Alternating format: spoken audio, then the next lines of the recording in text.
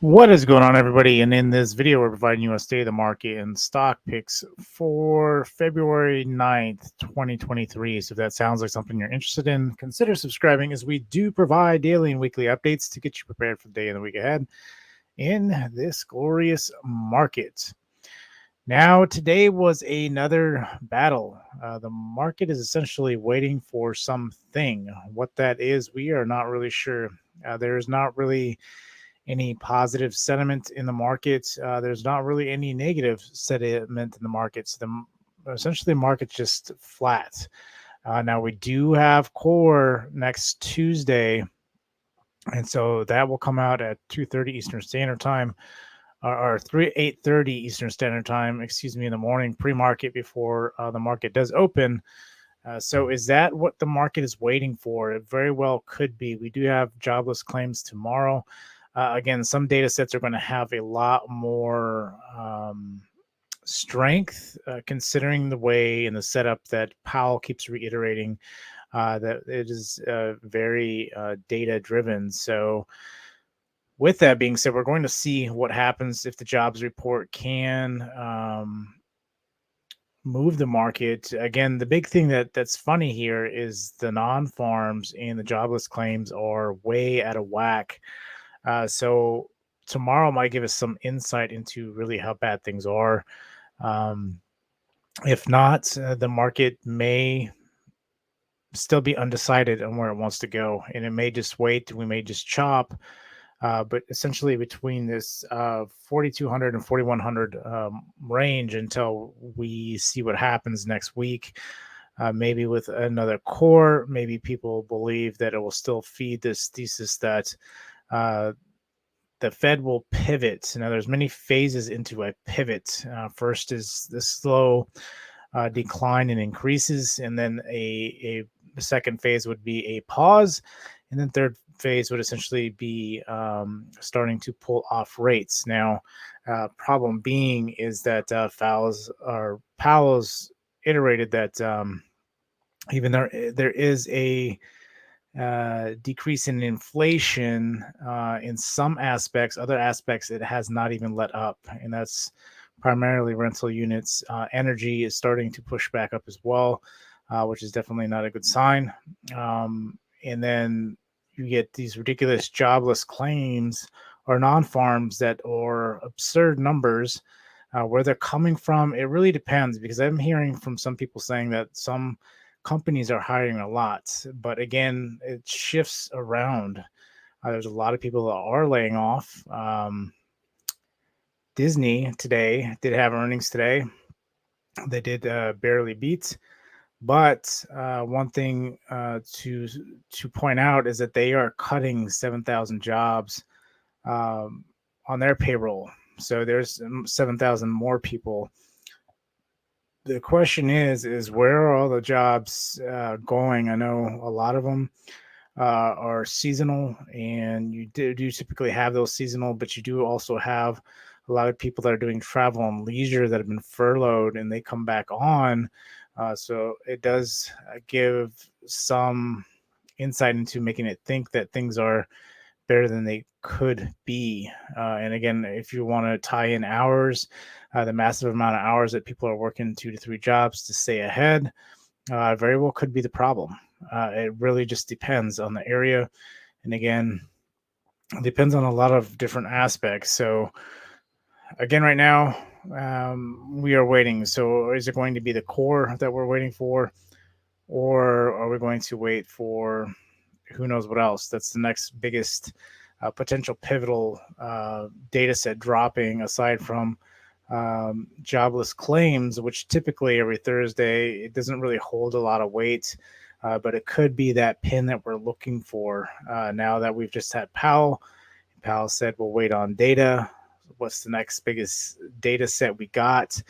Before core would essentially be the jobless claims tomorrow morning, and again, that comes out at 8:30 Eastern Standard Time. That will kind of give us insight again into what non-farms aren't telling us. And so we'll continue to watch that closely. But nonetheless, again, really don't see us breaking out of this range until the core. Maybe the jobless claims will sink us back down to 4,100. We haven't quite touched that today. We attempted to try to break, but just wouldn't go. Maybe the Jobless Kings will sink us down to there, and then we'll pump back up into Tuesday for core, and then determine if that's going to break us out or not. But we'll see what happens there. Bitcoin. Now, there's a lot of news, a lot of very strange news coming out with crypto. The UK has been banning the buying of crypto. Binance stopped any transfers out to USDC. Uh, and there's a rumor that came out that Coinbase, the SEC essentially might be not allowing retail traders to be staking, which is absolutely absurd. They try to find every aspect they can to pull away from the retail investor. Nonetheless, we will see what happens moving forward, but that is currently the rumor. So, nonetheless, Coinbase may take a huge hit tomorrow. Bitcoin may take a huge hit if that is announced. That just came out about 2 hours ago. So once that hits like mainstream media, we'll see what happens there. But Bitcoin could be in some trouble. I think there's something definitely brewing. So I definitely think there's something brewing on the Bitcoin front. What that is, we're going to have to see how that does play out. But I'm not liking the way things are setting up for crypto and just the overall weight of potentially what could happen. Again, if Bitcoin gets crypto in itself gets another bad news. Another event that happened was they are essentially banning any kind of crypto advertising for the Super Bowl, which is crazy because last year that's all you saw, and so now it's the change in the winds has definitely happened, and we'll see what happens with crypto. Again, I still very much believe in it, but now you're starting to get SEC introduced in throwing some demands in there, so it'll be interesting to see how that does play out. But the dollar again starting to gain strength. Bears, you really want this thing over 105. It's holding well, like it wants to pop over 105. It needs to break some daily and weekly tests. If it can do that, this thing could start gaining some strength and start pushing back up. Again, there's a lot of things are being spinned into a positive light, but there's still a lot of trouble, and particularly because the Fed doesn't look like there's not going to be any let off of rates. And I think that may be why the market is holding. It wants the core to really determine that if that's what is true, is that inflation does come down, or maybe it's sticky and it doesn't hardly move. Right, we're gonna get to a point to where it gets sticky, and then that's going to be a problem as well. And then if we have high employment, that just opens the door for the Fed to increase rates. Who knows? There was rumor that we would be well in the sixes as well at some point. I don't think the market could take anything that high, to be honest. I think you would absolutely just obliterate the economy if that does happen. And then a lot of people would definitely be hurting. You get a lot more foreclosures and bankruptcies than you currently are. But we have to also understand that whole aspect of that as well is it takes a long time, right? Bankruptcies and foreclosures take a long time because banks still want to absorb the loss, and so they'll do what they can to try to buy time for whoever has that loan. So we'll see. It's definitely interesting to see how this thing is playing out, but I don't really see a positive. The only positive sentiment is that inflation is coming down, not down enough, but it's coming down gradually. Is if it continues to come down, that'd be a great thing. I don't know if it's going to be enough, depending on how big of a move in inflation to the downside we get. It may dictate if we break out 4,200 or not. And then even if we do, you're still looking at 4,300 would be the next level, unless there's some big dramatic drop that no one's anticipating. So let's see. Tesla, again, very parabolic, trying to break over this essentially the 200 mark. It's really trying hard. Again, the case being, we'll see what happens, but We still got some room up to the 220. Again, that's just a hard ceiling. That's the 200 EMA. Very parabolic move, right? The huge dip and then rip right back up. And we only dip for a couple days and then rip right back up. So I definitely want to see what happens there. Apple, same thing, consolidating. It's kind of trapped here, like essentially value and finances. So again, might be waiting on core. We'll have to see what happens there. BA. BA again consolidating, playing that range roughly from the 217 down to the 205. Again, waiting, consolidating. Maybe the core is the thing that's waiting for it to break up or break down. So really watching that there.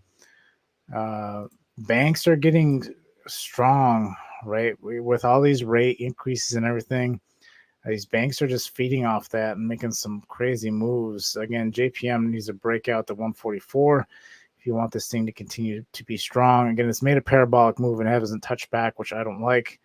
But that bottom, essentially that bottom range, that 131, you don't want to back down here and then break that. Could be some trouble. Goldman Sachs, again, playing that range roughly from the 341 up to roughly around the 382. So we'll see how this does play. Again, staying in range stuff. A lot of industries are starting to look the same. Like I've stated before, it's typically not a good sign. It typically means you got a big move to the downside coming once all industries look the same. And now that tech is caught up, you're starting to see that.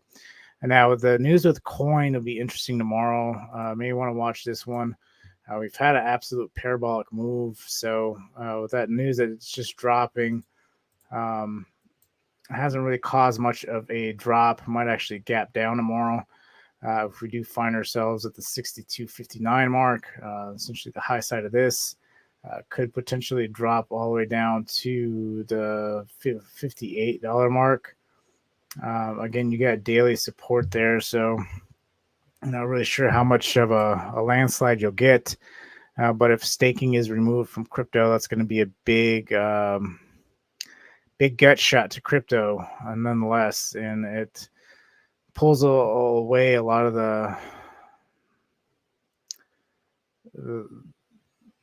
the flashiness of crypto that people have wanted to be their own banks.